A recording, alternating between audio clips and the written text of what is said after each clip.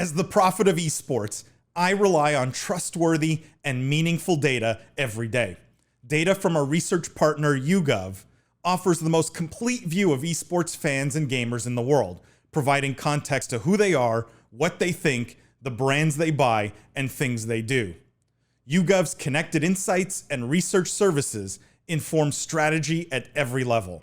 If you're a team, a brand, agency, or rights holder, you should be talking with YouGov. Their partners measure and maximize ROI and are telling compelling stories with data. Visit yougov.com/gaming-esports to learn more. Let's talk about something a bit lighter here. And this is a story out of China. And the headline here is country's first esports mall targets young consumers. And so the story is about this esports themed shopping complex that just opened. It's targeted at people between the ages of 12 and 30. There's a professional esports arena, movies, virtual VR games. There's shops, obviously. But the idea here is this city is trying to make esports one of its key industries, and they're trying to develop this ecosystem around this mall. I laughed a little bit when I saw this second photo. Who here thinks this looks awfully like the vessel? It's the vessel. Now like we know where they got the idea of the vessel. Wait, what's the vessel? It's the new structure they built in front of Hudson Yards in New York City. Oh, okay. And so it's like it looks directly knocked off almost. Wild. I'm curious what you guys think. It's a kind of a silly story, kind of a fun story, but I what like you how think... it says Electronic Sports Park. I also liked that they felt the need to.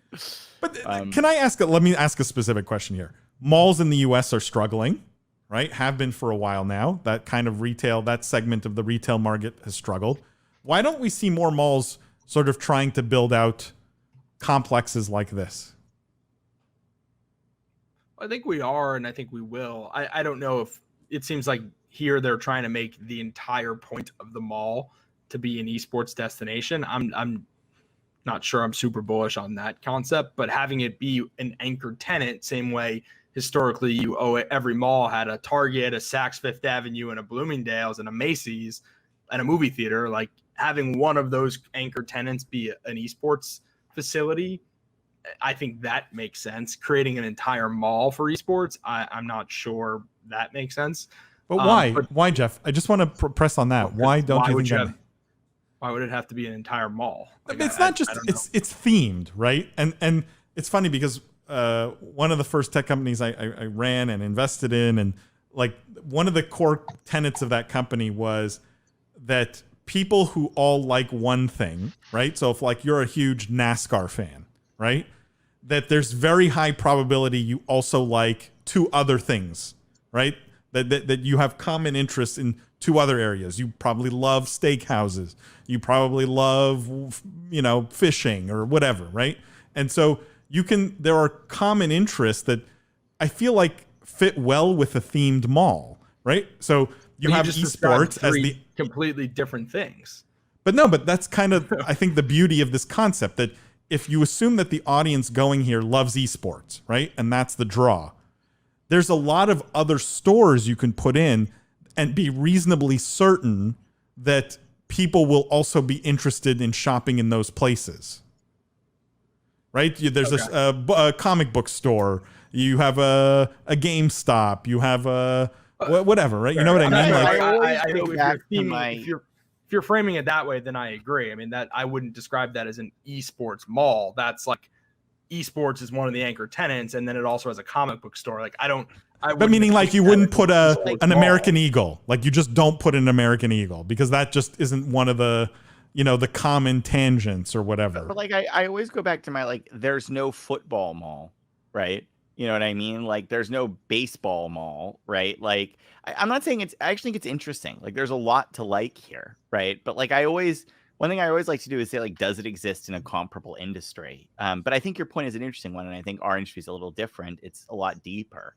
It does fan out more successfully to many different places.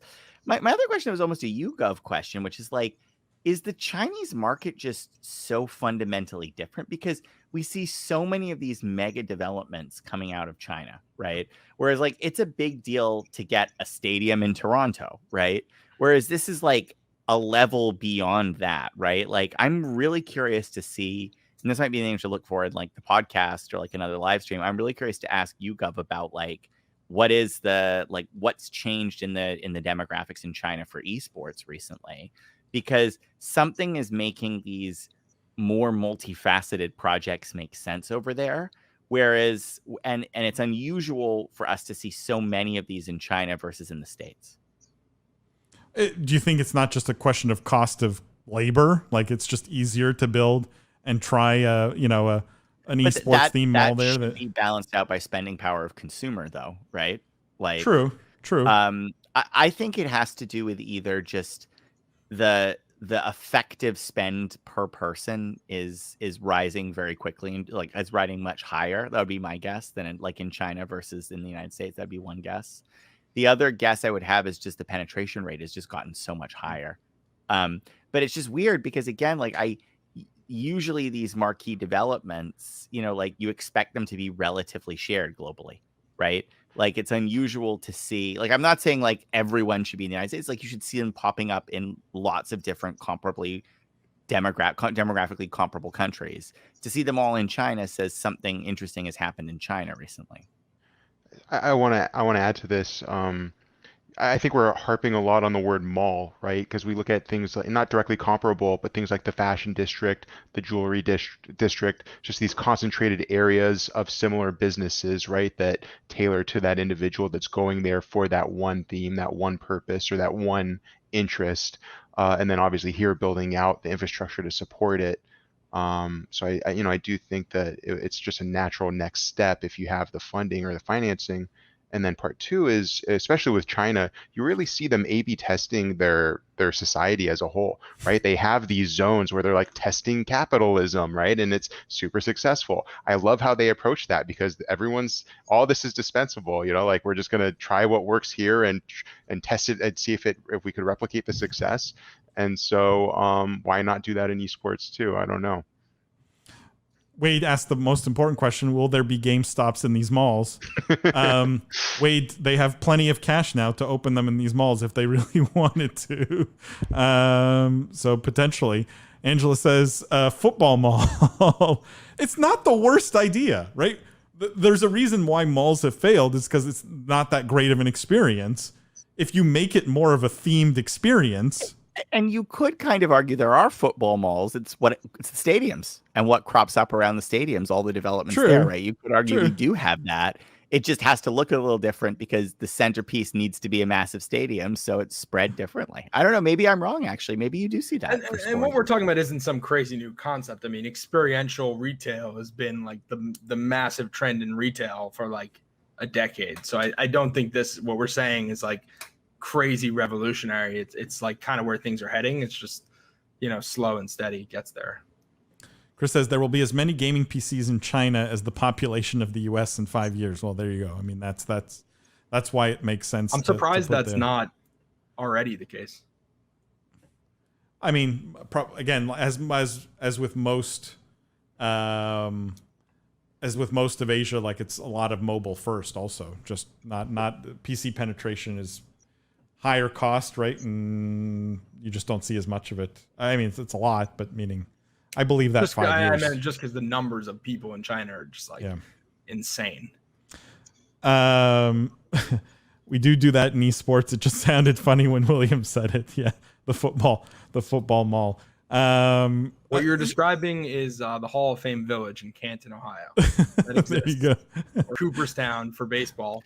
But where's the lacrosse mall, Jeff? Where's the lacrosse Hall of Fame in Baltimore, Maryland? Is it in Baltimore? It is. Are you in the lacrosse Hall of Fame, Jeff? Not yet. I've been snubbed so far. Okay. Yeah. They have a little exhibit that I heard they were building one, but they should. Yeah. Just waiting for me to. I haven't officially retired yet, so once I do that, I can still come. I'm holding out hope. I'm gonna. Yeah, you can always go back. You always pick up. What do you call it? The stick. You can always pick up the stick. Yeah, exactly. Okay. The stick. Angela says, Cool. I like esports as a draw center. Yeah, I do too. Like, when I saw this, I just think it's so massively just underappreciated in the US. Like, well, I don't know why no one's doing this in a much smarter way here. There's so much not free, but meaning available mall space that is not doing well, that the malls are desperate. Like, you would think like a group like Simon's that have invested in esports and things like groups like that own malls would at least test something, right? Would try and build some kind of experience around gaming and esports that brings in, just merchants who sell in and around the industry. I would love to see it. I think it would do very, very well. I think it would. Chris says, we got a lacrosse team in Vegas now. Will they have more paying fans than esports? Don't know. Good question. Probably Called Lax, guys. Let's start calling it by its real They've name. got some serious money behind them. I know that. And Wade says, there's an esports arena that opened up in Austin that has me wondering if small esports venues could be the next corporate event team experience type thing, like the new escape room type thing. Wade, I actually totally agree with that. I think most definitely. And I also think that's going to empower like a lot of people who want to be gaming entrepreneurs. Like, and I think I've said this on the podcast before, I think there's a massive opportunity to go after that much smaller space, maybe only like 10 stations, and you're a local entrepreneur. You do birthday parties and bar mitzvahs and soccer, after soccer outings and, small corporate events. Like, you engage the local community in a way that larger centers, land centers, may struggle with more. But I do think that's coming. It's an interesting thought.